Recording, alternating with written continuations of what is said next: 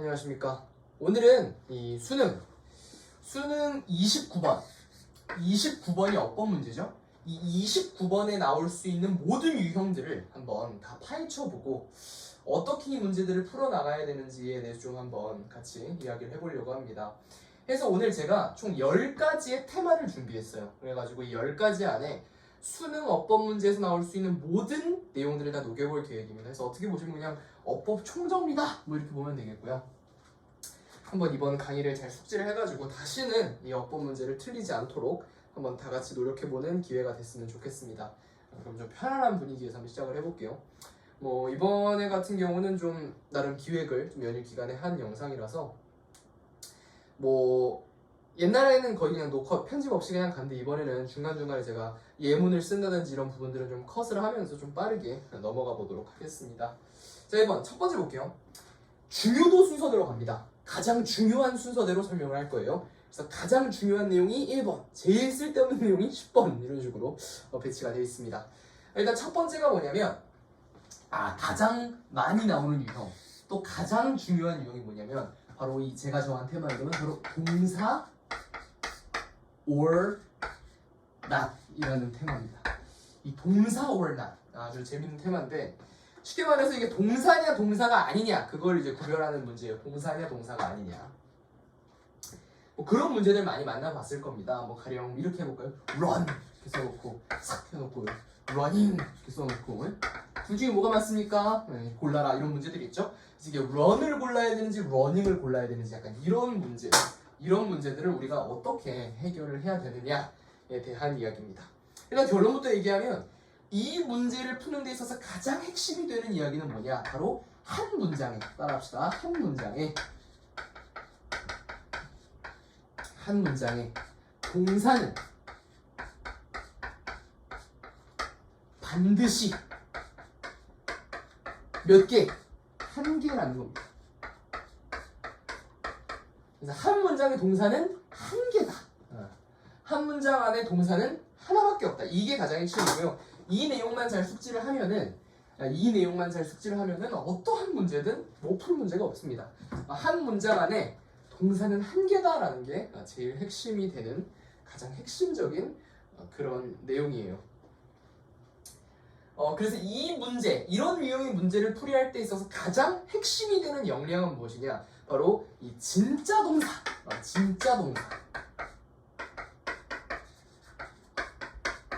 그래서 이 가짜 동사 이 두 개를 진짜 동사인지 가짜 동사인지 이 두 개를 구별할 수 있으면 됩니다. 그렇다고 해서 이게 진짜 가짜 동사라고 해서 페이크 동사가 아닌데 동사인 척하는 그런 느낌이라기보다는 이 문장 안에서 핵심이 되는 동사냐 혹은 관계대명사 혹은 절 안에 포함되어 있는 좀 핵심이 되지 않는 동사냐라는 그런 것들을 찾아주면 됩니다. 왜 그러냐면 기본적인 영어 문장 자체가 어떻게 되어 있습니까? 주어 그 다음에 뭐 동사 이런 식에서 뭔가 나오잖아요. 이때 이거를 찾는 게 핵심인 거예요. 이거냐 아니냐가 핵심입니다. 왜냐하면 보통 어떤 식으로 쓰이냐면 S 플러스 V 플러스 O일 때 이런 식으로 O, 목적어를 수식하기 위해서 관계대명사절이 들어간다든지 혹은 이 주어를 수식하기 위해서 관계대명사절이 들어간다든지 이런 뜻에서 이 한 문장 안에 동사처럼 보이는 것들이 여러 개 나옵니다. 그죠? 그래서 그랬을 때 이게 이 문장의 핵심이 되는 진짜 동사인지 혹은 관계대명사절 그런 데 안에 들어있는 동사인지 뭐 이런 것들을 구별하는 게 굉장히 중요한 역량이 아닐 수 없어요. 근데 백날 얘기해봤자 이게 뭐 눈에 들어오지 않을 것 같기 때문에 이거를 백날 얘기를 하는 것이 아니라 직접 제가 예문을 좀 써가지고 한번 설명을 해보도록 하겠습니다. 예문을 써가지고 한번 설명을 해보도록 할게요.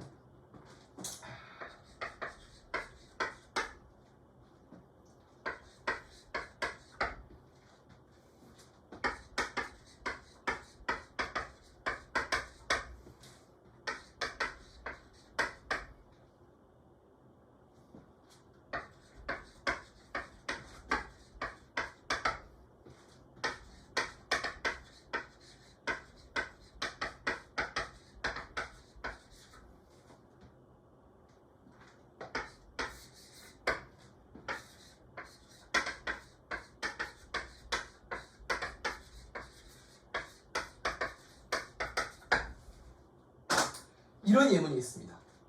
Indolence, the state that we are not doing anything, a distressing state. 그러니까 여기서 이 indolence 이거는 그냥 뭐냐면 뒤를 읽어보면 답니다. 이게 어머니 이 모르잖아요 무슨 단어인지. 근데 상태래요. 상태인데 어떤 상태냐면 우리가 아무것도 하고 있지 않은 상태. 그러니까 여기 색깔이면 안 되는 게 여기 안에 동사가 들어가야 되느냐 이 네모 안에 혹은 분사가 들어가야 되느냐 이런 식으로 문제가 출제가 된단 말이에요. 뭐 이건 아주 간단한 문장이지만 이런 식으로 우리가 출제가 됐을 때 어리 나왔네? 동사가 있잖아? 에이 이거 분사가 들어가야 돼. 이러면 안 된다는 거예요. 가장 핵심적인 내용이. 앞에 동사가 있네? 이건 분사 이러면 안 돼요. 그러니까 제가 아까 얘기했다시피 한 문장 안에 그죠? 한 문장 안에 동사는 반드시 한 개다 이렇게 딱 얘기를 했지만 이 한 개라는 게 이런 가짜 동사를 보고 속아 넘어가면 안 된다는 거예요. we are 동사 이게 아니라 제가 한 것처럼 이렇게 묶어야 돼요. 보니까 이 대신 나왔네. 이거 관계대명사지 않을까? 관계대명사 아니구나. You're not doing anything. 뭔가 동격이지 않을까? 뭐 이런 생각을 해야 된단 말이에요. 그러니까 that we are not doing anything 이것이 여기 나오는 the state를 어떻게 하는 거다? 수식하는 거기 때문에 이것은 한 문장 안에 들어있는 핵심 동사로 취급하면 안 되겠네 이렇게 생각해야 되는 거죠. 그래서 여기 보니까 이거 동격이라서 이거 더 스테이트 설명해 주는 거 아니야? 그럼 얘는 핵심 문장이 아니잖아. 그럼 동사가 없네. 동사 들어가야겠네. 이렇게 생각을 해야 된다는 거예요. 그래서 뭐가 들어가면 되겠어요? 이것은 the state that we are not doing anything is a distressing state. 뭐 이런 식으로 들어가야 된다는 거죠. 그러니까 이렇게 생각을 해야 되는 거예요. 그냥 무지성으로 앞에 동사 있네 이게 아니라 묶어봤더니 이 문장 안에 핵심 동사가 없네.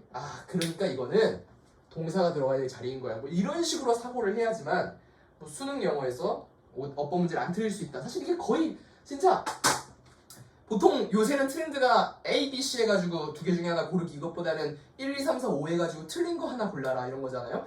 가장 많이 나오는 거예요. 근데 이게 제가 지금 아주 간단하게 썼지만 실제로는 엄청 길어진다고요. 그죠?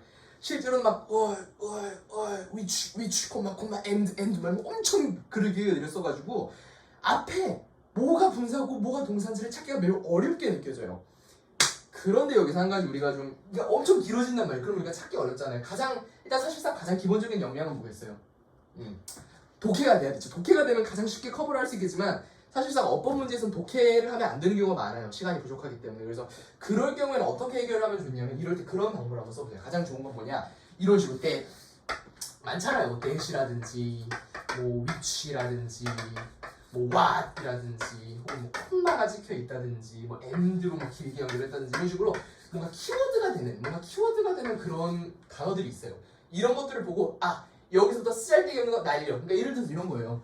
콤마 이렇게 있다고 치면은 지금 보니까 콤마 하면서 보통 이러면은 보충 설명, 동격 이런 거거든요. 그럴 때는 그냥 날려 A is 맞네 이런 식으로 판단을 해야 된다는 거죠. 오케이? 그래서 항상 이 동사냐 동사가 아니냐 문제를 볼 때는 뭐가 핵심이다? 이런 식으로 뭔가 수식을 해준다든지 보충 설명한다든지 동격이라든지 뭔가 관계대명사 이런 식으로 동사 이 문장 안에서 우리가 살펴볼 동사랑 관계가 없는 것들은 과감하게 날려준다. 그리고 나서 핵심적으로 S 플러스 V 이런 꼴로 만들어 놓고 S를 찾고 V를 찾으면 간단하게 해결된다. V 자리가 이미 있다고 하면은 동사를 또 쓰면 안 되겠죠. 한 문장의 동사는 하나니까. 하지만 V 자리가 없다. 이 문장의 동사가 없다. 그럴 땐 반드시 써주면 되는 겁니다. 뭐 그런 식으로 해결하는 게 가장 똑똑하게 해결할 수 있는 방법이에요. 가장 똑똑하게 해결할 수 있는 방법이고 그렇게 찾으시는 겁니다. 그래서 여기는 뭐 더 이상 설명할 건 없을 것 같고 어쨌든 마지막으로 핵심적으로 얘기하면 한 문장의 동사는 하나고 그 동사가 있느냐 없느냐 여부를 판단하기 위해서는 구문 분석 능력이 필요하다. 구문을 잘 분석해야 된다. 그래서 이런 거 어려워하는 학생들은 제가 백날 얘기해봐야 소용없고 추천하는 교재가 있어요. 무슨 교재다? 천일문이라는 교재입니다. 천일문. 이 천일문이라는 책을 유심히 보면은 수많은 문장들이 있거든요. 그걸로 공부하세요. 혹은 천일문 그래머 이런 것들 해가지고 공부를 하시면 되겠습니다. 그런 식으로 좀 하시면 되겠고 일단 동사 or not이 끝났습니다. 이게 가장 많이 나오는 거예요. 동사냐 분사냐 그거 찾는 거. 참고로 그리고 하나 더 얘기하면 아직 스텝 2로 넘어간 거 아니에요. 이걸 헷갈려 하더라고요. 그러니까 동사 제가 아까 동사냐 뭐냐의 문제라고 했어요. 동사냐 분사냐의 문제라고 그랬죠. 간혹 가다가 이 분사가 뭔지 모르는 사람들이 있어요. 네? 분사가 뭔지 모르는 사람들이 있어요. 분사? 뭔가 분무기를 분사하는 건가 이렇게 생각. 그게 아니란 말이에요. 동사랑 분사는 뭐냐? 분사는 쉽게 말하면 뭐예요? 형용사예요. 형용사인데 어떤 형용사냐? 동사처럼 보이는 형용사인 거예요. 그러니까 이런 거죠.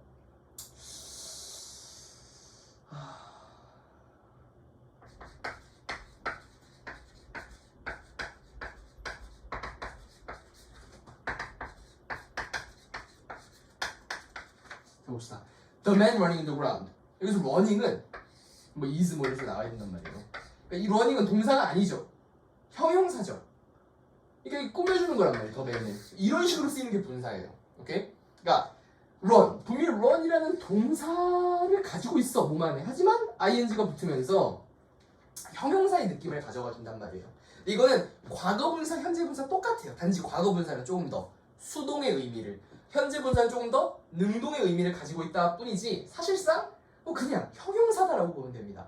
동사처럼 생겼지만 형용사인 거예요. 그래서 이 분사를 썼을 때의 장점은 우리가 동사로 쓸 수 있는 모든 단어를 다 형용사화 시켜줄 수 있다는 장점이 있어요. run 원래 뛰다라는 동사죠. 하지만 ing 붙여줌으로써 뛰는 우리가 형용사를 만들어줄 수 있다는 거예요. 그래서 이 분사의 개념을 생각할 때 다른 건 다 생각할 필요 없다. 단순히 이게 형용사라는 것만 캐치하면 됩니다. 그래서 당연히 형용사랑 동사랑 문장 성분이 다르죠. 그래서 아까 제가 얘기했던 게 성립이 되는 거예요.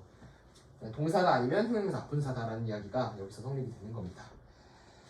일단 이렇게 해가지고 스텝 1을 좀 마무리하면 될 것 같고 스텝 2로 넘어가겠습니다. 스텝 2.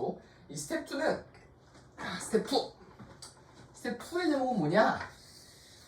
스텝 2의 제목은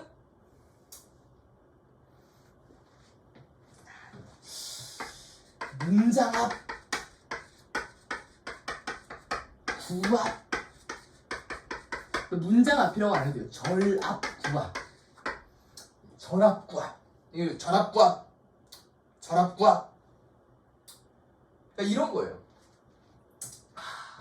보통 우리가 이렇게 얘기합니다. 완전한 문장이냐? 혹은 완전하지 않은 문장이냐?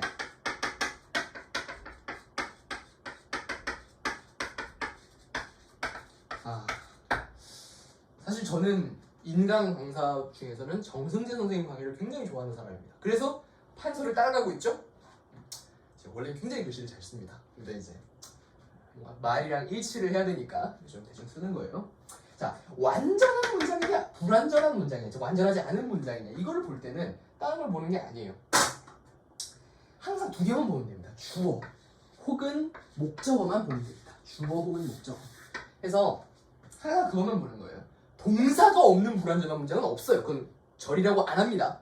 그건 구라고 하죠. 그래서 우리가 항상 볼 때 완전한 문장이냐 완전하지 않은 문장이냐를 볼 때 사실상 이게 구 앞이다 이렇게 보기 좀 힘들어요. 구라기보다는 그냥 불완전한 문장 뭐 이렇게 봐야 될 것 같아요. 그래서 이 완전한 문장이냐 불완전한 문장이냐 이거를 봤을 때 어떤 문제가 생기냐면 바로 관계대명사 때문에 그렇습니다. 관계대명사.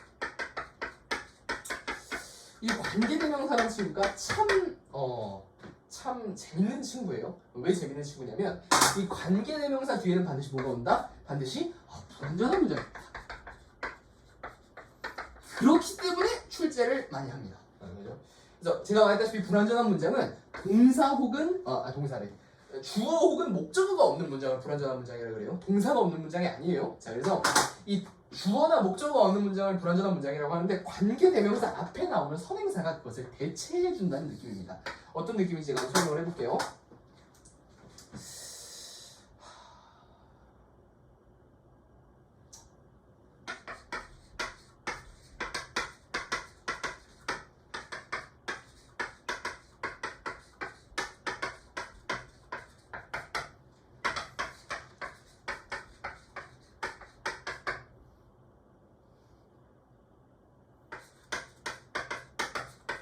그래서 보겠습니다. The pizza I ate yesterday is already rotten. rotten이란 말을 떼고 뭐 went bad 뭐 이렇게 쓰는데 rotten이라고 썼습니다. rotten은 아주 썩어버린 거죠. 그래서 피자는 피자인데 내가 어제 먹은 피자는 이미 썩었어. 을 얘기한 겁니다. 그래서 보니까 이 부분 그래서 여기 사실 앞에 뭐가 생략된 거냐면 which가 생략된 거예요. which가 이런 식으로 많이 씁니다. 그래서 내가 어제 먹은 뭐가 나와야 된다는 거죠. 근데 여기 보니까 I ate yesterday 이 문장에서는 목적어가 없죠. 그래서 I ate 뭐를 어제 먹었다 이게 나와야 될 거 아니에요. 그래서 I ate pizza yesterday 이게 들어가야 되는데 없죠. 그래서 바로 불완전한 문장입니다.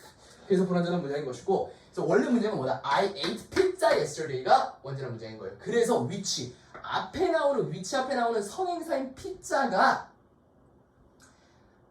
사라진 목적어 자리에 있다고 보면 됩니다. 그래서 그렇기 때문에 뒤에 불완전한 문장이 나오는 거예요. 그러니까 이 피자는 피자인데 어떤 피자냐? 내가 어제 먹은 피자다. 그래서 그 피자가 원래 목적어 자리에 나오는 거죠. 그렇기 때문에 이 목적어가 없는 거예요. 그냥 피자가 그 목적어기 때문에. 오케이? 그렇기 때문에 뒤에 불완전한 문장이 나온다는 특성이 관계대명사라는 친구가 가지고 있는 특징이에요. 그렇기 때문에 엄청 시험에 많이 출제된다고요. 어떤 식으로 내겠어요? 관계대명사는 뒤에 불완전한 문장 나와야 되는데 완전한 문장 내고 뭐 이런 식으로 문제를 낸단 말이에요. 그래서 제가 이 문장을 설명하는 겁니다. 왜? 위치가 생략될 수도 있기 때문에 원칙적으로 목적격 관계대명사는 생략이 됩니다. 뭐 주격 관계대명사 생략 안 되고 뭐 주격 플러스 비동사는 생략되고 뭐 이런 게 있는데 그것보다 제일 중요한 건 뭐야? 어쨌든 생략된 건 문제 안 되겠죠. 오히려 생략된 걸 언제 생각하셔야 되는 거냐면 앞에 얘기했던 동사 or not을 생각하셔야 되는 토픽이에요. 오케이? 생략을 하냐 안 하냐는 문제에 나오는 게 아니에요. 특히 관계대명사 문제. 왜냐면 관계대명사를 생략해놓고 어떻게 문제를 낼 거예요? 관계대명사에 밑줄을 그어놔야 되는데 그렇잖아요.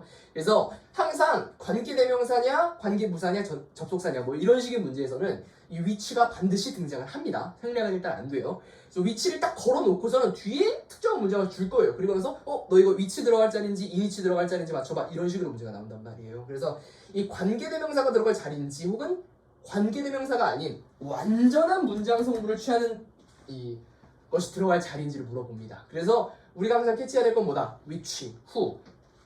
that은 잘 안 나와요. 왜냐면 that은 접속사로 쓰이고 용도가 많기 때문에. 그래서 이 which라는 우리가 관계대명사, who라는 관계대명사를 볼 때는 항상 뒤에 불완전한 문장이 나온다라는 생각만 가지고 있으면 돼요. 그리고 보통 그 불완전한 문장에서 뭐가 생략돼 있다?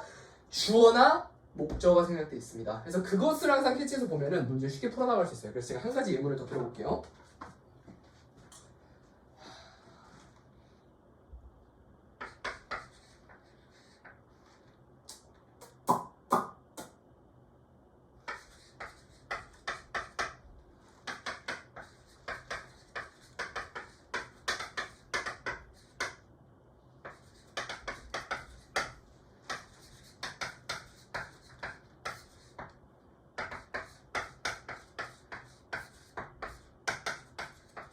이렇게 봅시다. 공원은 공원인데 내가 언제나 나의 아빠랑 같이 방문하는 공원은 오늘 닫았습니다 라는 문장이에요. 그랬을 때 웃습니다. 그럼 여기 안에 들어가 게 보인다는 거죠. I always visit. I 주어, visit 동사, with my dad. 사실 이거 visit은 자동사냐 타동사냐 몰라서 자동사죠. 목적어를 취하지 않는단 말이야. 그래서 주어 동사만 있어도 얘가 완전한 문장이죠. 그러면 네모 뒤에 완전한 문장이 왔네? 그럼 여기 뭐가 들어가야 된다는 얘기예요? 적어도 관계대명사 들어가면 안 된다는 얘기예요. 그래서 가장 적합한 건 이니치 혹은 뭐 where 뭐 이런 겁니다만 어쨌든 핵심은 뭐야? 관계대명사가 아니라는 거예요. 그래서 우리가 만약에 이 문제를 내신용으로 공부를 해야 된다. 혹은 우리가 누군가한테 뭐 설명해줘야 된다. 전혀 문법적인 기초가 없는 애들한테 뭐 그러면 모르겠지만 우리가 최소한 수능 문제를 풀 거라 그러면 한 가지만 기억하면 된다. 관계대명사 뒤에는 불완전한 문장이 오고 관계대명사 아닌 것들, 이니치, 관계부사, 전치사 플러스 관계대명사 형태거나 혹은 관계부사, where, when 이런 녀석들 뒤에는 완전한 문장이 온다. 근데 그것보다는 가장 기억하기 쉬운 게 관계대명사 뒤에는 불완전한 문장이 온다. 외워주세요. 관계대명사 뒤에는 불완전한 문장이 온다. 왜? 생략된 문장 성분이 앞에 선행사기 때문에 그렇게 기억하면 더 좋고 어쨌든 관계대명사 뒤에는 불완전한 문장. 그래서 우리가 문제를 풀 때 관계대명사에 밑줄이 그어졌다? 그럼 뭘 생각하면 돼요? 뒤에 불완전한 문장인지 아니지 그것만 생각하면 됩니다. 그럼 됩니다. 뭐 그렇게 좀 보면 됩니다. 그래서 이게 가장 좀 기본적인 얘기예요. 그죠? 그래서 완전한 문장이냐 불완전한 문장이냐 그걸 판단하시라는 게 두 번째 토픽이었고 여기서 플러스로 조금만 더 알아보면은 심화적인 내용. 이거 설명할까 말까 지금 굉장히 고민 중인데 그래도 뭐 설명을 하긴 해야 되겠죠. 일단 하나 반드시 설명해야 되는 건 있어요. What?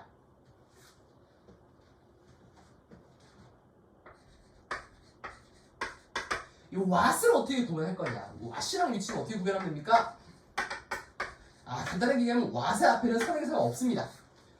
What I want to say is 이렇게 얘기해요. 사실 What I want to say 이거 머릿속에 한글로 설명된 개념을 넣는 것보다는 영어 문장을 넣는 게 훨씬 유리해요. 오케이?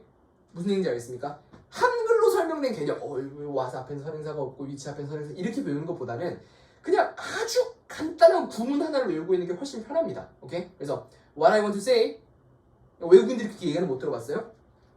What I want to say is 이렇게 설명한단 말이에요. 그래서 내가 말하고 싶은 것, 보통 것으로 해석되는 게 관계되면서 what인데 핵심은 뭐예요? 선행사가 없다는 거예요. 피자, what I want to say 이렇게 얘기 안 한다고요. 그냥 아무것도 없어 앞에 그냥 처음 만나서 처음 연설 시작할 때 what I want to say 이래요. 오케이? 연설 시작 전에 앞에 다른 말을 하는 게 아니라 그냥 바로 마이크 잡자마자 what I want to say 이렇게 시작한다고요. 오케이?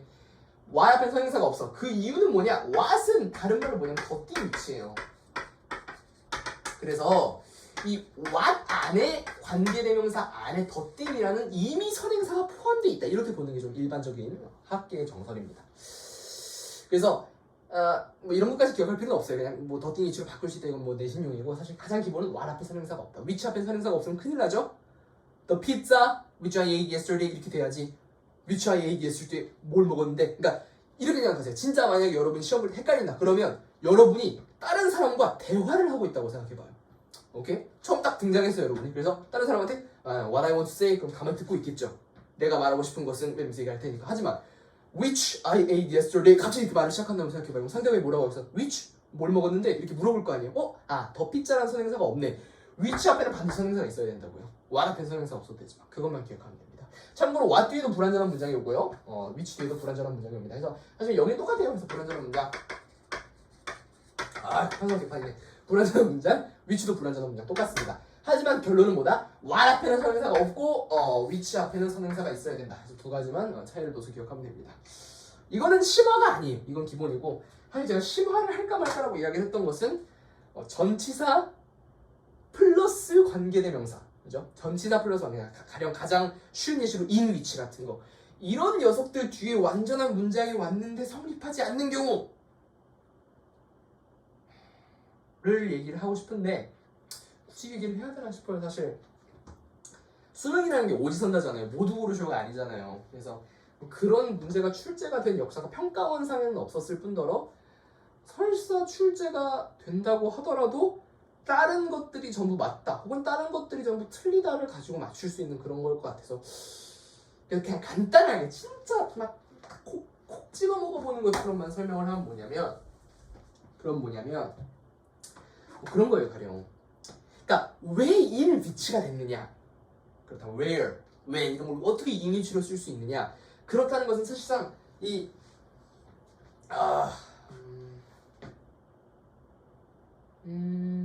예를 들어서 이런 거예요. The who, I,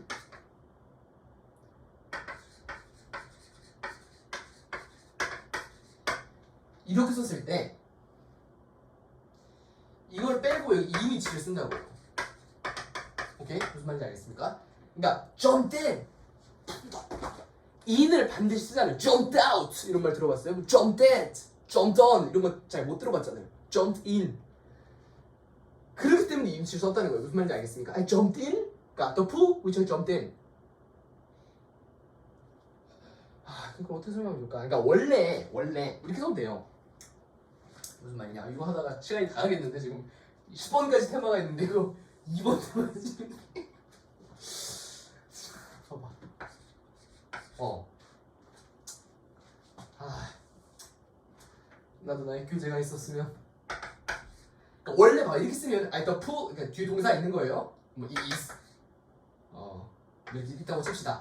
그래서 만약에 위치가 들어가면 I jumped in 뭔가 들어가야 된다고요. 그렇기 때문에 이게 그냥 위치 뒤에 불완전하잖아요. in 다음에 뭐가 없잖아요. I jumped in where 이런 식으로. 근데 이 in이 없어지고 앞에 in which I jumped 어디로 들어갔는데 이런 식으로. 그러니까 뒤에 나오는 in을 땡겨왔다고 보면 돼. 그렇다는 말은 뭐냐? 이 뒤에 오는 걸 잘못 땡기면 안 되겠죠. jump in인데 out 이렇게 쓰면 안 된다는 거죠. 너무 이건 단편적이고 너무 사소한 예시지만 어쨌든 반드시 동사마다 제가 지금 생각나는 게 많이 없는데 뒤에 반드시 따라와야 되는 전치사들이 있어요. 오케이? 제가 갑자기 생각이 안 나. 근데 좋은 예시가 하나 있으면 좋을 텐데. 그래, run away. away 위치는 잘 안 쓰니까, 그지? 하여튼 이런 식으로 동사 반드시 전치사 이거 이런 식으로 있어요.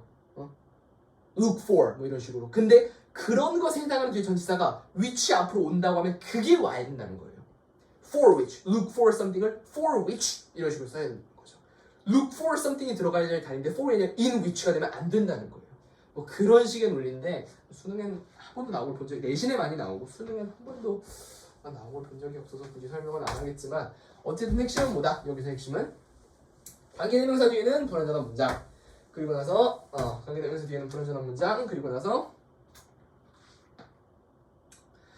그게 이외의 것들 그거 이외의 것들 관계대명사 관계부사라든지 뭐 이런 친구들 뒤에는 완전한 문장이 올 수 있다 뭐 이런 이야기였습니다. 또 플러스로 관계대명사 what에는 앞에 선행사가 없다. 왜? what 자체의 덕딩 위치라는 게 포함되어 있기 때문에 뭐 이런 이야기였습니다. 아주 덥네요. 다음 보면 이것도 설명할 게 엄청 많아요.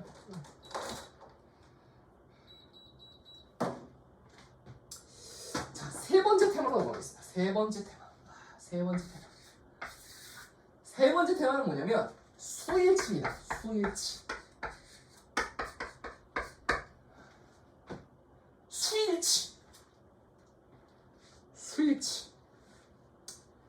수일치 종류에는 크게 두 가지가 있습니다. 첫 번째가 제가 지은 이름이 뭐냐? 여러분이 문장형 수일치다 뭐 이렇게 얘기합니다.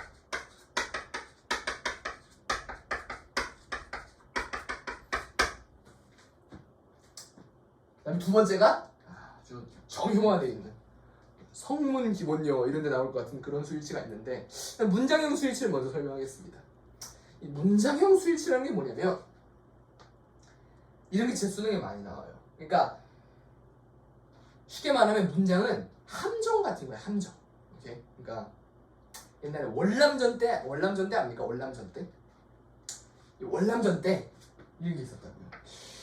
땅을 파나 안에 어떻게 해놨어요? 죽창 같은 거 이렇게 박아놨다고요. 함정이죠. 아프겠다. 그리고 여기 이렇게 죽창 모양 이렇게 대놓고 펴놓으면 미군들이 떨어져서 죽창이 찔리겠어요? 안 찔리겠죠? 그러니까 어떻게 하는 거예요? 위에다가 이런 식으로 덤불 같은 걸 이렇게 덮어놓는다고요. 오케이? 그래야지 멋모르고 이렇게 사람이 가가지고 죽창이 찔리겠죠? 떨어져가지고 이런 거라고. 여기서 바로 이 죽창이 뭔가 명사라면 죽창이 명사라면 이 명사를 어떻게든 숨겨야 되는 거야. 대놓고 명사 볼. 자, 들어갈 말 써보세요. 어릴까요? 있을까요? 이렇게 쓰면 R이라고 고른 놈은 없을 거 아니에요. 그죠? 다 is로 고를 거 아니에요. 그죠? 이렇게 쉽게 내면. 그럼 이게 수능입니까? 뭐 그냥 유치원 테스트지? 그러니까 그러면 안 되기 때문에 사실 근데 이 명사라는 게 너무 단순해요. 뭐 어려운 단어를 쓴다 그래서 이게 해결될 문제는 아니잖아.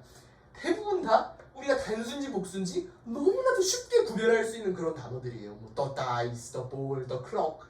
하지만 the people, 뭐 the person 이런 것들을 어떻게 해서든지 수일치를 구분하기 어렵게 숨겨야 된다고. 그래서 이렇게 이런 캐머플러지를 하는 거예요.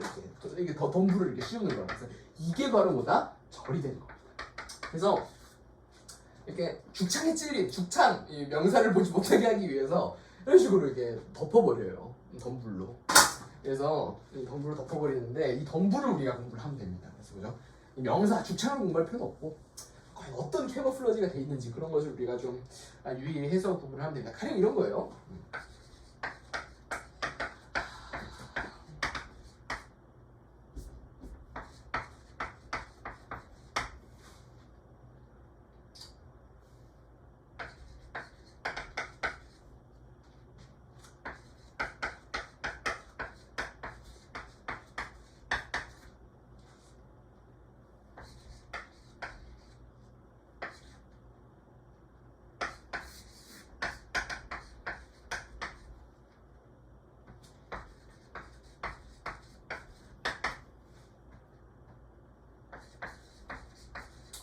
뭐 이런 문장이 있다고 쳐봅시다.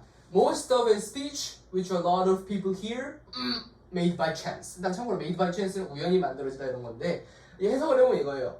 대부분의 그의 발언들, 많은 사람들이 듣는 그의 발언들은 우연히 만들어졌다. 여기서 사실 이건 너무 쉽죠. 대부분 다 이즈를 모르겠지만 트릭이 이런 식으로 들어가. A lot of people.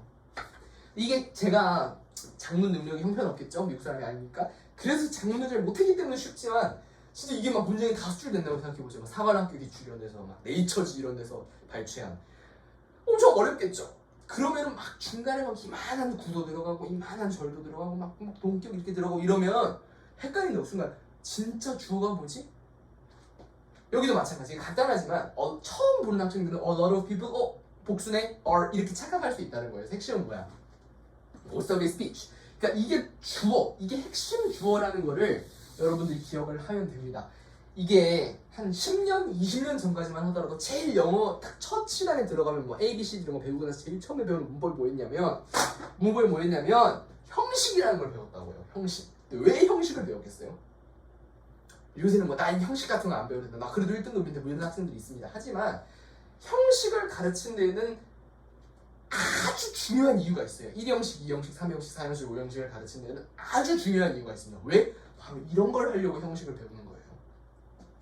지금 첫 번째 제가 토픽 1, 동사냐 아니냐를 따질 때, 또 토픽 2, 토픽 2에는 크게 대안 쓰였다. 하여튼 지금 스위치 따질 때로 지금 제가 하고 있는 게 뭐예요? 어쨌든 핵심 동사를 찾고 있고 핵심 주어를 찾고 있잖아요. 그래서 제가 먼저 영어는 크게 SV 구조예요. 전부 뒤에 O가 붙든 OC가 붙든 뭐 간접 목적, 직접 목적가 붙든 어쨌든 S 플러스 V 구조에서 이 S를 찾는 것, 또 이 V를 찾는 것, 이 두 개가 문법의 본질이자 독해의 본질이기 때문에 어쨌든 이 두 개를 찾아야지만 내가 독해를 할 수 있어도 독해를 할 수 있고 문법을 하려고 해도 문법을 할 수 있어요. 여기도 마찬가지. 내가 이게 주어인지 못 찾으면, 내가 his speech가 사실상 핵심 주어인데 people이 주어로 알고 있으면 문제를 틀리겠죠. 이런 걸 하지 않기 위해서 저희가 형식을 배운 거예요. 원래 맨 처음에 중학교 때나 이럴 때 1형식 S 플러스 V, 2형식 S 플러스 V 플러스 C 이런 걸 배운 이유가 C에 헷갈리지 말고 S를 찾아라, V를 찾아라를 가르치기 위해서 배운 거라고요. 근데 지금 와서 그걸 할 수는 없고 어쨌든 이런 식으로 여러분이 독해를 할 때 주어를 찾을 수 있는 이러한 것들을 잘 익혀야 된다는 겁니다. 이 주어만 찾으면 끝이에요. 그래서 스위치든 뭐든 다 핵심이 뭐다? 동사, 주어, 핵심 주어, 핵심 동사 파악하는 거. 그런 걸 하면 됩니다. 해가지고 핵심은 여기서 하여튼 주어가 단수라는 걸 찾아서 뒤에 나오는 이런 자지구리한 것들을 싹 지워버리고 반응시킬 수 있는 이런 능력이 첫 번째 문장형 스위치. 이게 제일 수능에 많이 나오는 스위치 유형이고요. 이거 외에는 잘 안 나오긴 합니다. 하지만 그래도 자, 한 번 나온 걸 봤어요. 수능 특강에서. 그래서 제가 차마 눈 돌릴 수 없어서 단순 스위치. 정말 재미없어요. 공부해 보겠습니다. 이거는 아주 기본적인 얘기들. 어떤 식으로 넓게 낸다? 아주 간단한 주어. 이게 단순지 복순지 충분히 쉽게 파악할 수 있는. 하지만 그 뒤에 엄청나게 막 구나 절 이런 것들을 늘어뜨려가지고 판단하기 어렵게 만드는 그런 유형이 문장형 스위치입니다. 반면에 이제 단순한 스위치, 알면 풀고 모르면 틀리고 이런 유형들 같은 경우에는 일단은 제일 유명한 게 one of 이거예요. one of 복수명사. 그래서 one of 뭐 할까? one of 수학을 좋아합니다. watermelon. 반드시, 그리고 참고로 여기는 반드시 복수 들어가야 돼요. One of watermelons is 이렇게 되는 겁니다. 그래서 one of 다음에는 복수 명사가 오고 복수 동사가 아닌 단수 동사가 온다. 핵심입니다. 다시 one of 뒤에는 복수 동사가 오고 단수 동사가 온다. 복명, 단동 이렇게 기억하면 되고요. 그리고 나서 이거 할까? there are냐, there is냐를 판단할 때는 there are 이 뒤에 나오는 거 보면 됩니다. There are people, there is person. 오케이, 무슨 말인지 알겠죠? is가 핵심이 아니라 그 다음에 나오는 명사가 복수 명사인지 단수 명사인지 보면 됩니다. 그래서 그런 식으로 구별하는 거. There, here 다 동일하고요. 그 다음에 이거 아주 잘 나오지만 a number of 뭐야? 이거는 많다, a lot of라는 뜻이기 때문에 복수. 그래서 여기도 참고로 복수 명사 오는 거예요. 그 다음에 the number of는 뭐예요? the number of people. the number of는 수량을 나타내는 거예요. the number of people, 3명 있다. 3 is 단수가 들어가는 거고요. 그리고 나서 그 다음에 자, of some of any of all of most of half of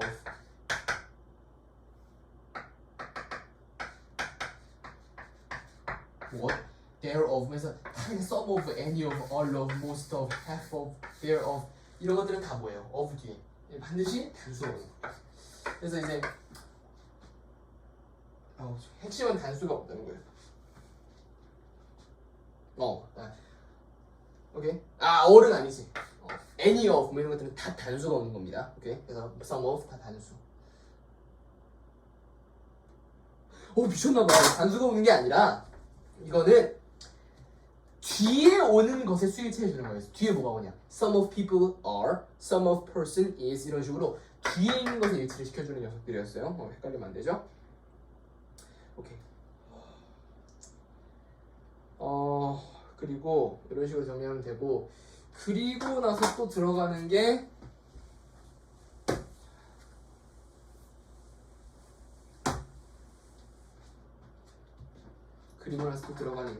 이런 거 A as well as 이런 것들은 어디에 스위치 시켜준다? 여기 A에 시켜주는 거고 A with E 여기도 마찬가지로 여기에 시켜주는 거. 그래서 the hippos with alligator are 그래서 hippos 앞에가 복수가 왔기 때문에 뒤에 복수 동사가 오는 겁니다. A에 일치시켜준다 이런 것들. 그 다음에 either A or B neither도 똑같아요. 항상 B에 일치시켜준다 뭐 이런 식으로 정리를 하면 되겠습니다. 이거는 some, any, all, most 이거는 제가 지금 저는 사실 이거 뒤에 오는 걸 무조건 일치시켜준다로 알고 있는데 그러니까 some of 복수 오면 복수동사 some of 단수 오면 단수동사로 알고 있지만 아마 제 말이 거의 99.9% 맞겠지만 혹시 잘못됐을 수도 있을 것 같아요. 맞아요. 확실히 맞아요. some of 다음에 복수명사가 오면 복수동사 단수동사가 오면 단수동사 단수명사가 오면 단수동사 이런 식으로 씁니다. 사실 이걸 굳이 설명을 하는 거는 솔직히 단수 수일치는 나올 확률이 거의 전무하긴 해요. 왜냐면 이렇게는 잘 수능에서 안 내죠. 근데 그래도 나올 수 있으니까 이런 식으로 단순 수일치 이런 것도 한번 정리를 해봐야 됩니다. 진짜 기본적인 거 있잖아요. 진짜 막 중학교 때 배운 추정사 배우는 거 있잖아요. 막 투정사를 취하는 동사 allow 뭐 이렇게 expect ing를 취하는 동사 enjoy 뭐 이렇게 외우는 거 있잖아요. 뭐 그런 식으로 좀 잘 신경 써서 공부를 하면 됩니다.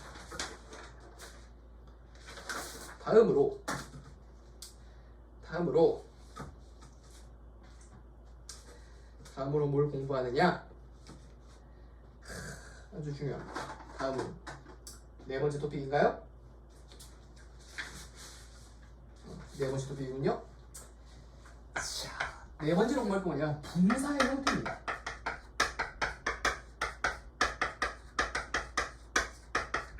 야, 누구의 형태? 분사의 형태. 제일 중요한 게 이제 분사의 형태인데,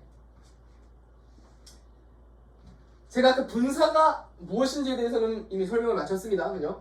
분사가 무엇인지에 대해서는 이미 설명을 마쳤어요. 그래서 여기서 우리가 핵심적으로 알아둬야 될 건 뭐냐? 수동이냐 혹은 능동이냐 둘 중에 하나만 기억을 하면 됩니다. 이게 수동인지 능동인지 두 가지만 기억을 하시면 되고 수동이냐 능동이냐 이게 제일 중요해요. 그래서 다른 건 못하는 사람 필요 없고 우리가 이제 수동이냐 능동이냐 이 두 개만 수동이냐 혹은 능동이냐 이 두 개만 구분을 하면 되고요. 그래서 얘는 사실상 세 가지 패턴이 있습니다. 세 가지 패턴.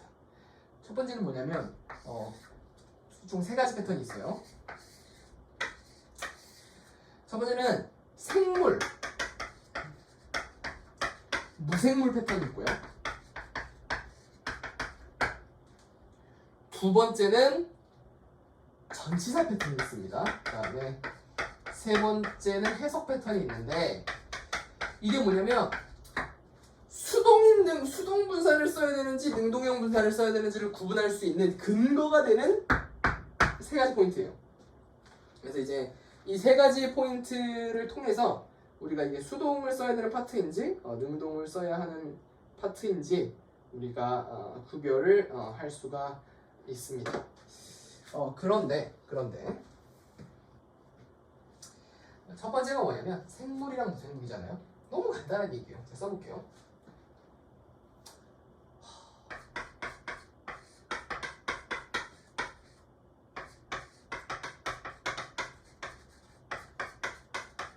자, 이거 봅시다.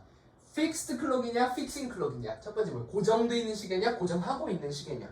그러면 시계가 여러분 살면서 한 번이라도 시계가 이렇게 살아나가지고 사람이 되어서 못을 받고 있는 그런 걸 본 적이 있으세요? 시계가 괴물처럼 살아나가지고 많지 않겠죠?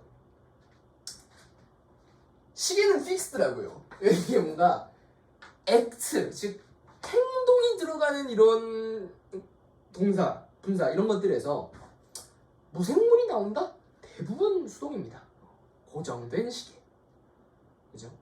놓여진 사과, 먹힌 고기, 구워진 빵, 뭐 이렇게 baked bread 뭐 이런 식으로 쓰겠죠. baking bread 이렇게 안 쓰겠죠. 빵이 이렇게 일어나가지고 자기를 굽고 있진 않으니까. 그래서 이런 식의 논리가 되게 유치하잖아요. 누가 몰라. 이게 은근히 많이 쓰입니다. 실제로 이번 저희 학교 내신 시험에서도 크게 이게 나왔어요.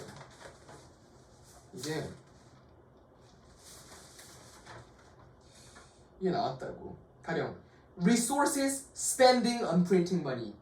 말이 안 되죠. resources spent on printing money 이런 식으로. resource 자원인데 어떻게 씁니까? 자원이 여러분 쓰는 거 봤어요? 자원 스스로가 자기 스스로를 프린팅 하는 재료로 사용하는 거 봤어요? 못 봤죠? resources 자원 무생물이네 무조건 수동 printed 이런 식으로 공부하는 게 너무 약간 틀에 박아놓는 것 같고 그런 마음이 들겠지만 전혀 그렇지 않습니다. 무생물 자기가 스스로 할 수 없겠지 당하는 거지. fixed 그렇게 정리하시면 됩니다. 뭐 이런 식의 정리 나쁘지 않다는 거고 다음은 전치사인데 전치사라는 게 그러니까 전치사가 무조건 나온다 이렇게 얘기하기보다는 전치사 같은 것들이 판단의 근거가 되는 건데 이런 식으로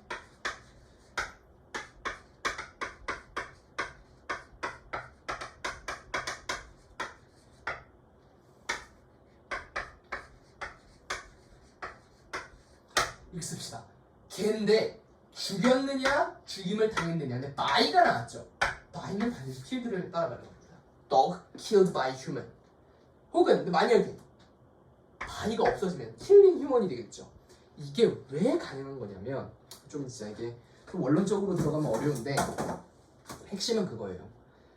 수동태냐 능동태냐에 따라서 필요로 하는 문장 성분의 필수적 문장 성분이 달라집니다.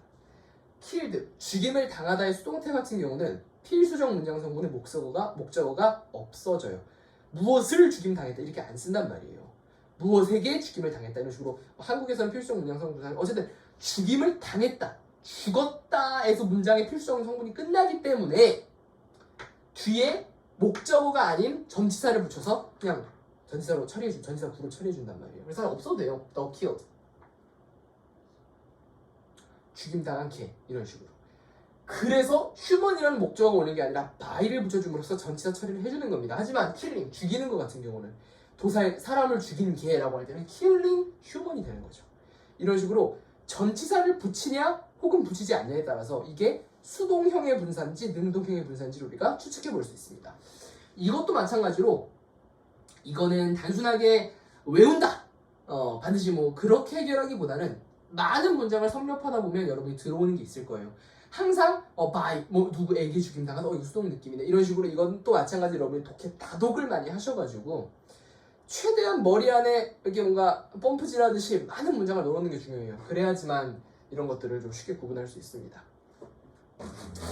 이런 식으로 전치사 같은 힌트를 활용해가지고 수동형으로 쓰이는 건지 혹은 능동형으로 쓰이는 건지를 여러분들이 또 구별하실 수 있겠다라는 거. 마지막은 뭐냐면 사실 얘는 거의 필수적으로 해석을 하셔야 되는 부분인데 이게 해석입니다. 세 번째 얘기했던 해석 문장 전체를 독해하지 않으면 사실상 이게 어떤 건지 좀 판단하기 어려운 케이스 이런 경우가 반드시 해석이 필요한 경우가 될 수 있습니다. 대표적인 게 뭐냐면 대표적인 게 이게 감정형용사 같은 것들이 있어요. 이게 예시부감이다. 대표적인 것들입니다. 대표적인 것들이 감정형용사 뭐 이런 것들이 있습니다. 감정형용사. 대표적인 것들이 감정형용사가 있는데 예를 들면 이런 거예요. 1번.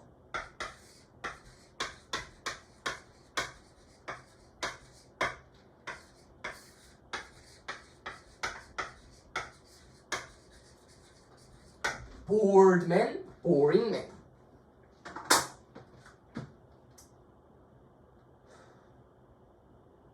bored man은 뭐예요? 지루한 남자라는 뜻입니다. 지루한 남자. 그래서 이제 지루한 남자. boring man은 무슨 뜻이에요? 지루한 남자라는 뜻입니다. 지루한 남자. bored man이 뭐라고요? 지루한 남자. boring man은 뭐라고요? 지루한 남자입니다. 이런 걸 해석을 반드시 해야 된다는 거죠. 그러니까 이게 한국말로 하면 이렇게 해석이 안 돼요. 근데 이게 조금 더 우리가 뉘앙스를 살려서 얘기하면 이런 거예요. bored man은 뭐냐면 여러분이 남잔데 진짜 재미없는 영화를 봤어요. 어른들은 청어를 부른다는 영화 아닙니까? 이런 영화 있어요. 어른들은 청어를 부른다.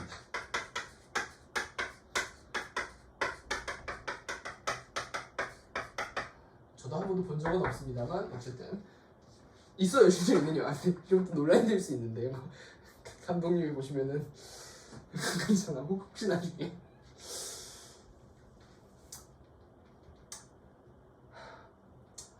어른들은 광어를 부른다. 이런 영화는 없어요. 제가 만든 영화예요. 뭐 이렇게 아주 재미없어 보이죠. 이런 아주 재미없잖아요. 지루해. 영화를 잤어요. 그럼 bored man이라는 겁니다. bored man. 지루한 남자. 지루하잖아요. 지금 내가 상태가 state is 내가 지금 지루한 감정을 느끼고 있잖아요. 너무 지루해. 죽을 것 같아. 광어를 왜 웃고 있어. 이게 bored man입니다. 그다음에 boring man은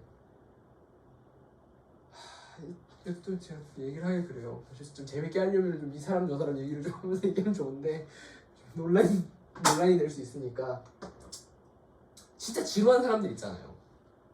그러니까 지루함을 느끼는 사람이 아니라 지루하게 만드는 사람들이 있단 말이에요. 진짜 가령 뭐 선생님이에요. 수업하는데 자 over 50 was no longer seen as signifying wisdom.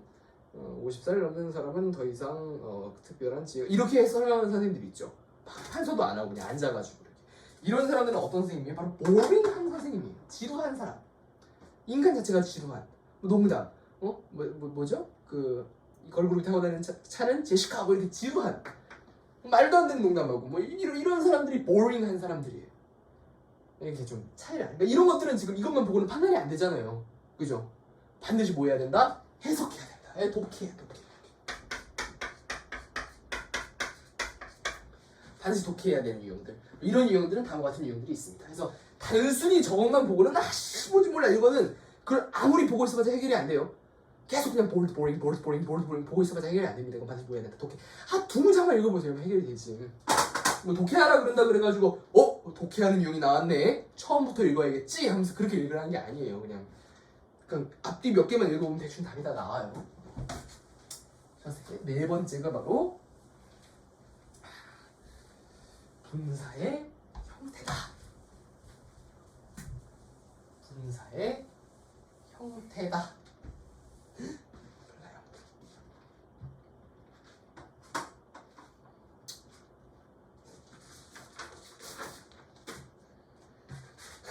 시제. 다섯 번째 시제.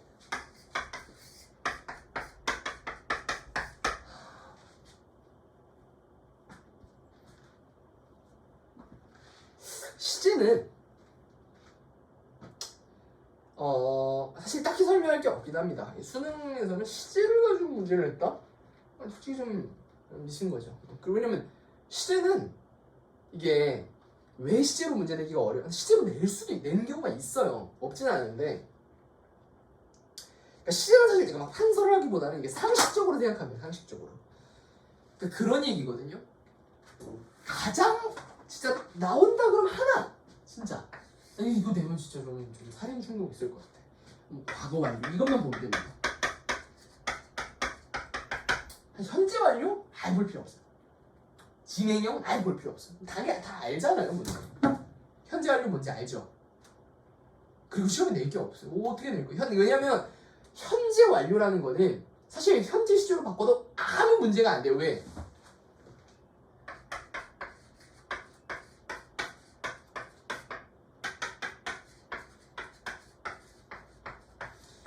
이 두 문장을 이렇게 바꿨다 그래서 문법적으로 내용상으로는 물론 차이가 생기겠지. 단순히 학교를 가는 거고 학교를 지금까지 가왔던 거니까. 하지만 내가 수능에 나오는 그런 문제, 어법 문제 중에서 I go school이라는 문장을 I have been school로 바꿨다 그래서 어이씨 너 틀렸네 이렇게 얘기할 거리는 없다는 거예요. 사실상 두 개의 의미가 거의 차이가 없어요. 왜냐면 물론 해석에는 큰 차이가 있겠지만 문법적으로는 거의, 왜냐면 사실상 그냥 지금 학교를 다니고 있다는 사실은 똑같은 거거든. 그죠? 그렇기 때문에 이게 문법적으로 크게 잘못될 만한 게 없습니다. 오케이? 뭔지 알겠죠? 근데 이제 과거 완료는 조금 잘못될 여지가 생겨요. 왜 그러냐면 이게 그 개념 때문에 그렇습니다. 이게 대과거, 바로 이 대과거라는 개념 때문에 그렇게 됩니다. 대과거. 이 대과거라는 개념 때문에 이렇게 되는데, 대과거는 다른 거 다 필요 없어요. 이것만 이해하면 됩니다. 평행선을 그려놓고 현재, 과거. 그래서 보통 대부분의 글이 어때요? 과거 시제를 쓰려고 하면 현재 시점에서 과거에 있었던 일화를 얘기하는 식의 그런 식의 글이 많단 말이에요. 그죠? 바야흐로 100년 전이었지. 100년 전은 좀 이상하다. 10년 전이었지. 나는 내 직장 동료와 함께 낚시를 하고 있었어. 이런 식으로 얘기를 한단 말이에요. 근데 그 이전 시점, 대과거라는 게 존재한다는 거예요. 여기서 이제 많은 의문이 생깁니다. 왜냐면 과거나 대과거나 뭐가 달라? 라고 할 수 있죠. 그냥 과거는 100년 전까지, 대과거는 1000년 전까지 이런 게 아니에요. 그냥 1년 1이 뭐 이렇게 될 수 있습니다. 그래서 자, 제일 정확한 설명은 뭐냐면 과거를 이야기하고 있는 시점에서 그것보다 더 과거 이거예요. 항상. 오케이? 과거가 100년 전이든 1000년 전이든 10,000년 전이든 그 시점에서 더 과거. 오케이? 그래서 이런 거죠. 얘기하는 거 내가 지금 자, 이입을 해보세요. 감정이입을. 내가 이야기꾼이야. 이야기꾼. 내가 이야기꾼이라서 여러분한테 이렇게 만담을 들려주는 거예요. 만담. 얘기를 해줄게요. 지금으로부터 3년 전 일이라네. 3년 전에 내가 한강에서 낚시를 하고 있었어.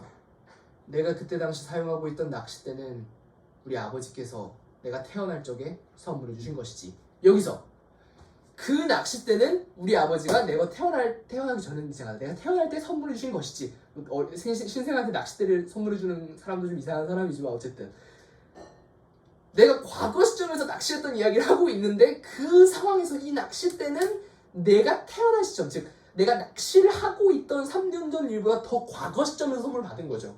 이런 상황에서 과거 완료를 씁니다. 헤드 PP, 오케이? 헤드 PP 형태 적어봅시다. 헤드 PP. 그래서 이럴 때는 이 헤드 PP를 안 쓰고 단순한 과거를 써버리잖아요. 그럼 큰 문제가 생깁니다. 그럼 틀려요, 문장이. 그래서 I was fishing on my boat with my fishing rod. My dad had given this fishing rod when I was 태어날 땐 좀 이상하니까 10 years old 이렇게 써야지. had given fishing rod라고 써야지.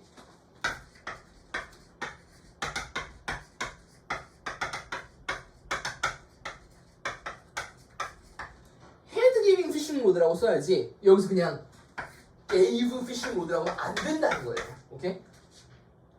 내가 3년 전에 낚시하고 있던 일화를 설명하는 과정에서 내가 피싱 로드를 선물받은, 낚싯대를 선물받은 시점은 더 이전이죠. 그렇기 때문에 여기서는 반드시 had given을 써야 되는 겁니다. 이렇게 안 쓰면 틀려요. 이거를 내는 경우는 없어요. 왜냐면 이걸 내면은 굉장히 어려운 문제가 됩니다. 왜냐면 그러려면 거의 문장 전체의 흐름을 다 알고 있어도 맞추기 어려워요. 그냥 그래야지만 이게 더 과거인지 덜 과거인지를 알 수 있잖아요. 이런 건 잘 안 나오는데 혹시 몰라서 어쨌든 시제에서 주의할 건 딱 하나다. 다른 건 너무 간단해요. 왜냐면 보통 이 문장 전체가 하나의 시제로 갑니다. 보통 이상한 뭐 무슨 뭐 한국 문학 작품도 아니고 혹시 뭐 기형도 시인의 성석재인가? 성석재지. 투명인간이라는 거 보시면 막 시점이 막 분화돼 있고 뭐 이런 거 있는데 그런 소설이 아니잖아요. 아주 그런 어려운 소설을 출제하는 게 아니라 간단한 그런 글들을 출제하는 거기 때문에 실제로 그렇게 막 중간중간에 시제가 막 왔다 갔다 하고 그런 글이 나오진 않고 또 그런 걸 문법 문제를 내기도 그렇죠. 뭐 어떻게 내요 문법으로. 그래서 한 가지 유일하게 좀 유념해야 될 게 뭐냐면 막 핸드 PP에 그어져 있다라고 하면 여러분이 고려해야 될 건 뭐다? 여러분이 지금 보고 있는 일종의 약간 드라마 같다고 보면 돼요. 여러분들이 지금 보고 있는 이 드라마 한 장면에서 더 과거 장면인지 아닌지 여부만 직접 판단할 수 있으면 문제 푸는데 아무런 지장이 없을 것입니다. 이걸 다 설명할 쯤이 되면 잘 아마 쓰러지겠죠? 6번 보겠습니다. 6번은 뭐냐면 6번은 형용사냐 혹은 부사냐 라는 부분입니다. 뭐라고? 형용사냐 부사냐 이것만 구분하면 돼요. 이걸 구분하는 게 6번째 테마고 여기서 가장 핵심이 되는 역량은 형용사 부사 이 단어가 형용사인지 이 단어가 부사인지 그걸 구분하는 게 아닙니다. 그건 누가 구분 못하겠어요. 이 위치가 형용사가 들어와야 될 자리인지 혹은 부사가 들어와야 될 자리인지 이 두 개를 구분하시라는 얘기예요. 오케이? 형용사가 들어와야 될 자리예요. 부사가 들어와야 될 자리예요. 이 두 개를 구분하는 그게 가장 핵심적인 부분입니다. 해서 일단 첫 번째 부사는 어디든지 들어올 수 있습니다. 이게 가장 핵심이에요. 뭐라고? 부사는 어디든지 들어올 수 있습니다.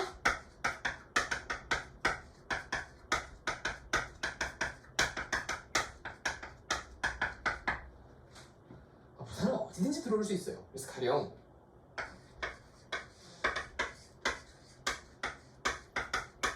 She is pretty 이런 문장이 있다고 칩시다.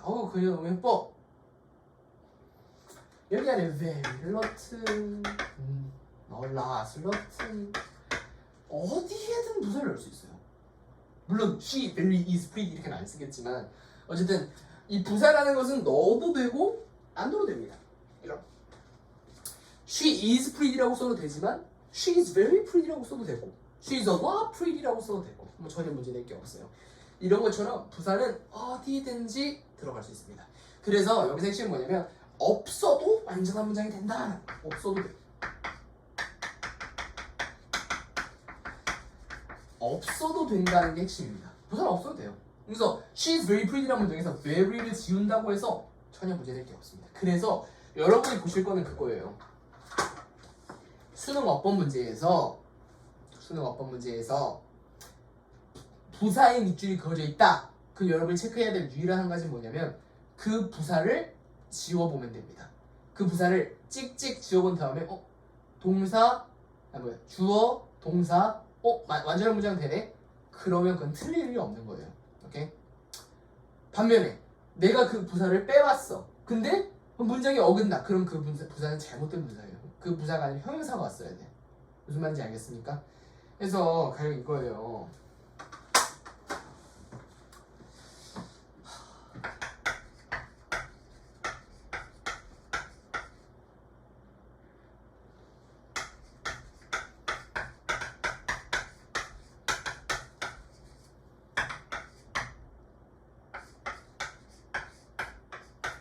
이렇게 썼다고 칩시다.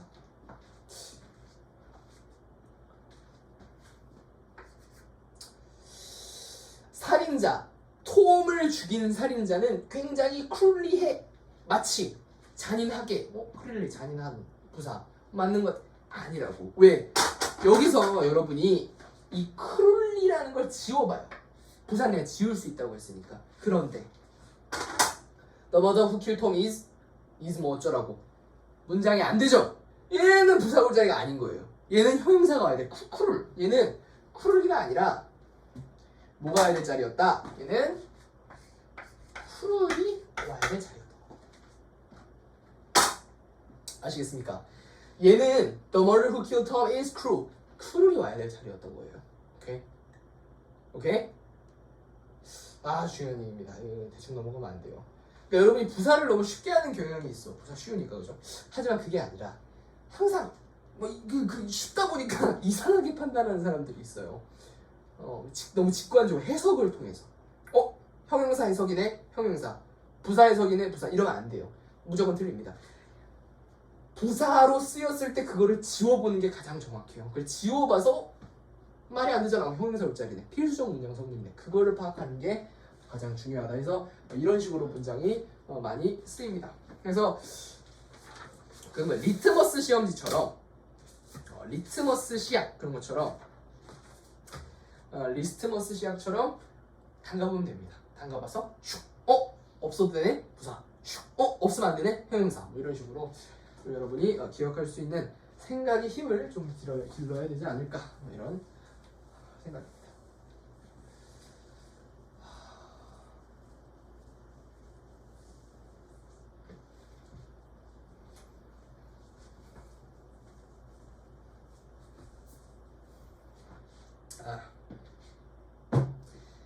다음을 보면 일곱 번째 뭐냐면 병렬구문.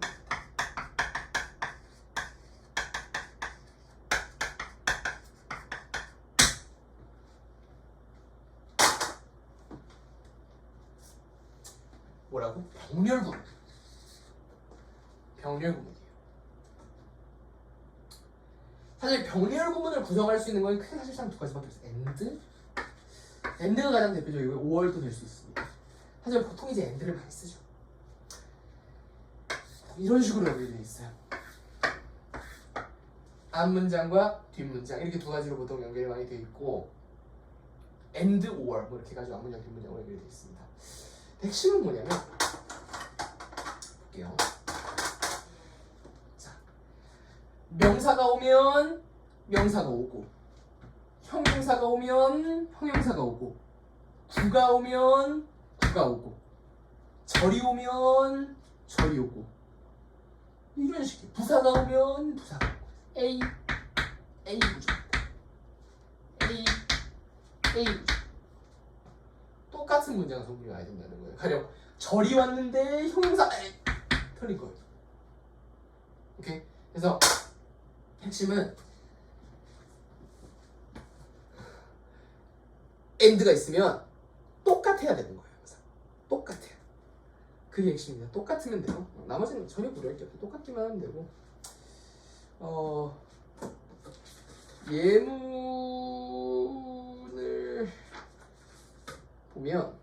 예문을 좀 보면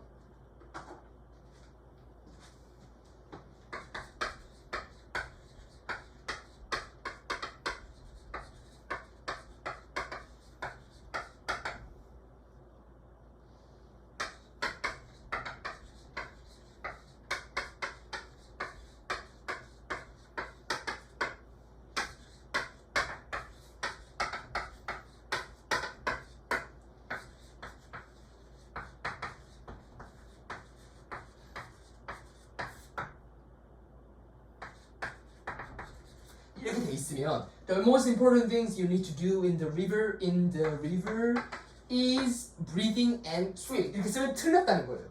왜? breathing 동명사가 왔는데 swim 동사가 오면 안 된다는 거죠. 명사가 왔으면 반드시 명사가 따라와줘야 된다라는 겁니다.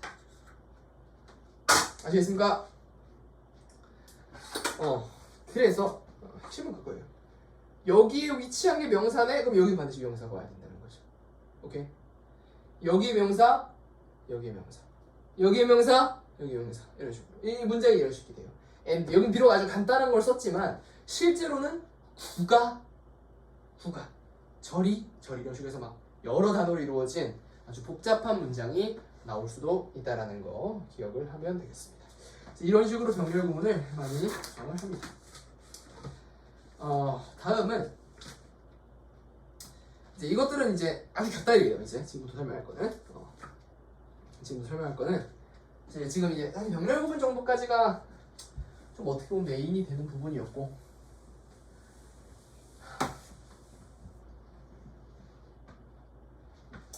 나머지들은 사실상 아주 곁다리인데, 근데 이제 곁다리라는 게 무슨 의미냐? 그러면 이제 좀 떼서 써볼게요. 8, 90. 그러니까 얘네들은 오답선 지수, 그러니까 오답이라는 게 그 보통 우리가 5개 중에서 틀린 거 하나 골라라 이런 식으로 문제 나오죠. 했을 때 그 정답이 되는 경우는 거의 없는 녀석들. 그러니까 어쨌든 5개를 만들긴 해야 되니까 냈던 거 또 내면 안 되고, 5개를 만들긴 해야 되니까 어쨌든 뭔가 맞는 올바른 것들에도 밑줄을 치긴 해야 된단 말이죠. 그래서 그런 것들에 주로 선지가 되기 쉬운 녀석들인데, 첫 번째가 지시대 명사.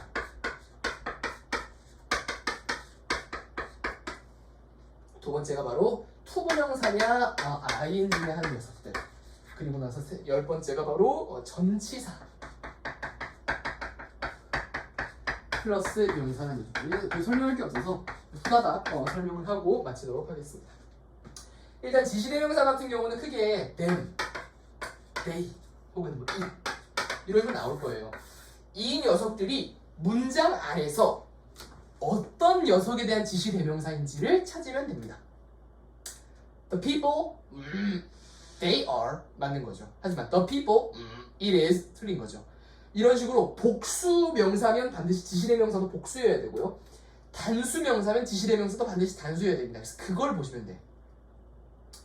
이건 딱히 제가 예문 적어주고 말고 할 것도 없습니다. 그래서 끝내 내가 보고자 하는 게 단수 받는 건지 복수 받는 건지 그걸 봐야 되는 게 8번 지시대명사였고요. 9번 투부정사냐 ing 같은 경우는 너무 쉬운 얘기죠. 투부정사 반드시 취해야 되는 거 allow, expect. 그래서 이걸 외우기보다 또 ing를 반드시 하는 뭐 enjoy 뭐 이렇게 외우기보다도 투부정사의 핵심은 뭐냐면 조금 더 투부정사는 미래지향적인 느낌이 강하고 ing는 비교적 과거지향적인 느낌이 강해요. 그래서 미래랑 과거지향적인 느낌이 강한데, 투부정사 같은 경우는 그런 거로 그러니까 to expect 예상하다, expect to something 뭔가 예상하는 거, 미래에 있는 일이죠. 허락하는 거, 미래 과거에 있는 일을 허락받아서 뭐예요? 아버지 제가 좀 친구랑 놀러 다녀와도 되겠습니까? 사실 이미 놀러 다녀왔습니다. 이상하죠? 내가 곧 미리 내가 놀러 갈 건데 그걸 허락받는 거잖아. 즉 미래에 있을 일을 허락을 받는 거죠. 과거에 그런 느낌이기 때문에 좀 더 미래지향적인 느낌이 투부정사예요. 그래서 뭔가 헷갈린다. 미래지향적이냐 과거지향적이냐. 인조이 즐긴다. 물론 미래에 있을 일을 즐길 수도 있겠지만 이미 있는 일을 지금 내가 즐기고 있는 거죠. 그래서 좀 더 과거지향적이다. 하지만 allow라든지 expect 예상하는 거, 과거에 있었던 일을 expect란 말 안 하죠. 그래서 이런 식으로 to는 조금 더 미래, 이 ing는 좀 더 과거. 그래서 이런 식으로 느낌이 좀 다르다는 거고, 전치사 플러스 명사 모양 너무 간단한. 와 이제 틀리면 어떡하냐? 오브 명사 이거 너무 달라. 전치사 뒤에는 후치사는 무조건 명사가 오는 거예요. 그러니까 of swim 이런 말은 없어요. of swimming, of run 이런 말은 없어요. of running 해서 이 자리에 동사가 오는 게 아니라 동명사가 들어와야 된다. 뭐 이런 이야기입니다. 너무 이건 간단한 얘기죠. 사실 굳이 설명할 것도 없고 시간이 나오지도 않고요. 그래도 설명을 하는 게 좋을 것 같아서 여러분들께 설명을 했습니다. 사실 이게 진짜 문법을 제대로 정리를 하려면 조금 더 긴 시간이 필요해요. 한 6시간 정도.